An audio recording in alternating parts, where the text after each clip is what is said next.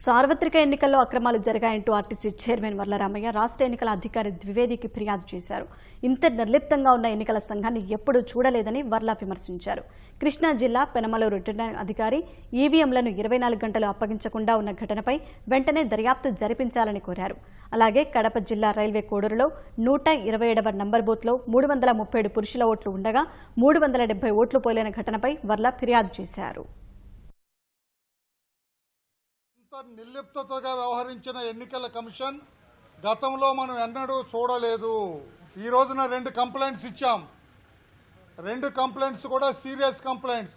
ఇక్కడ కృష్ణా జిల్లాలో ఎన్నికలు అయిపోయిన తర్వాత రిటర్నింగ్ ఆఫీసర్ 2 ఈవీఎంలు అంటే ఎలక్ట్రానిక్ ఓటింగ్ మిషన్లు 2 ఆ ఆర్ఓ రిటర్నింగ్ ఆఫీసర్ ఆయన ఇంటికి తీసుకెళ్లిపోయాడు. ఆయన 24 అవర్స్ ఆయనతోటే పెట్టుకున్నారు. ఆయన తర్వాత వచ్చి నాకు బాగా నిద్ర పట్టింది, అందుకని సకాలంలో రాలేదని మచిలీపట్నంలో కృష్ణా యూనివర్సిటీలో స్ట్రాంగ్ రూమ్లో హ్యాండ్ ఓవర్ చేస్తారు. ఏమిటిది? ఇక 2వ కంప్లైంట్ ఉంది.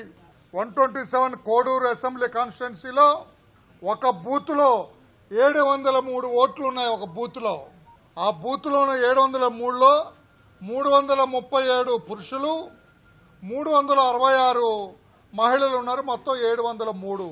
కానీ ఆ పురుషుల బూత్లో 337కి 370 ఓట్లు పోలైనాయి. అంటే పురుషులు అప్పటికప్పుడు ఎలా వచ్చారు? ఏంటి అన్యాయం? ఏమిటి ఈ అక్రమం? ఏమిటి?